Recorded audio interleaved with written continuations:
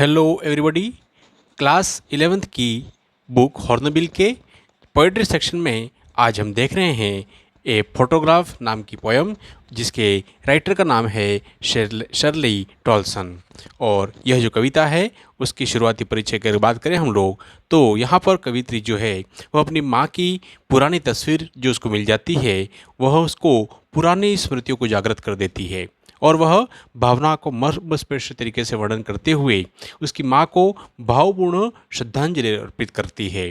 तस्वीर में उसकी माँ को मुस्कुराते हुए समुद्र के किनारे पर उथले पानी में उसकी दो छोटी चचेरी बहनों के साथ चलते हुए देखा जाता है।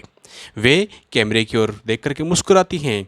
तब से अब तक काफ़ी परिवर्तन हो गया है। उसकी माँ जो अब मर चुकी है, कवित्री ने उसकी माँ की हंसी को खो दिया था और उसकी माँ ने अपने बचपन को, यह भाव यहाँ पर व्यक्त किए गए हैं। तो चलिए शुरुआत करते हैं हमारी पोयम की, वर्ड टू वर्ड इसका ट्रांसलेशन करते हैं। आप लोग अगर इस चैनल पर नए हैं तो मेरे इस चैनल को लाइक और सब्सक्राइब कीजिए और अपने दोस्तों को शेयर कीजिए। तो पोइट कह रही हैं, the cardboard shows me how it was, अर्थात मोटा जो सख्त कागज़ है वह खिंची गई तस्वीर मुझे यह दिखाती है। When the two girl cousins went pedalling, जब मेरी माँ एक छोटी सी दो लड़कियों के साथ में, जो कि मेरी चचेरी बहनें हैं, उनके हाथों को पकड़े हुए पानी के अंदर छपाक करते हुए चल रही हैं। Each one holding one of my mother's hand, दोनों ही जो चचेरी बहनें हैं वह मेरी माँ के दोनों हाथों को पकड़े हुए है। And she the big girl, और जो वह बड़ी लड़की है, सम 12 ईयर्स और सो, वह लगभग 12 वर्ष की दिखाई दे रही है।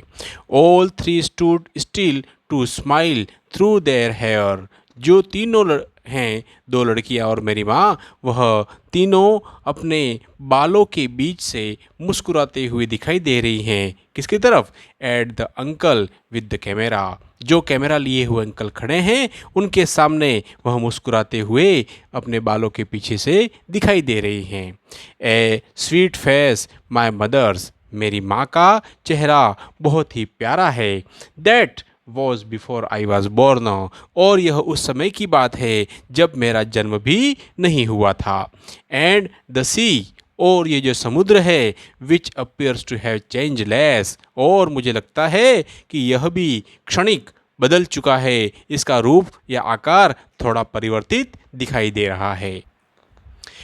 Washed their terrible transit feet, और यह क्षणिक परिवर्तित हुआ जो समुद्र है वह मेरी माँ और इन दोनों लड़कियों के पैरों को धो रहा है। ट्रांजिएंट फीट अर्थात ऐसे पैर जो है वह भी पानी के अंदर रह करके आर पार दिखाई देने वाली तरह दिखाई दे रहे हैं। ऐसे पैरों को वह पानी जो है समुद्र का धो रहा है। सम 20-30 ईयर्स लेटर, लगभग 20 या 30 वर्ष के बाद में, she had laughed at the snapshot, वह जो कहती है कि वह उस तस्वीर को देख करके मेरी माँ जो है वह हंसा करती थी। सी बेटी एंड डोली, वह कहती देखो बेटी और डोली को। And she would say and look how they dressed us the beach, और वह मुझे कहती कि देखो हमें समुद्र के किनारे जाने हेतु कैसे वस्त्र पहनाते थे।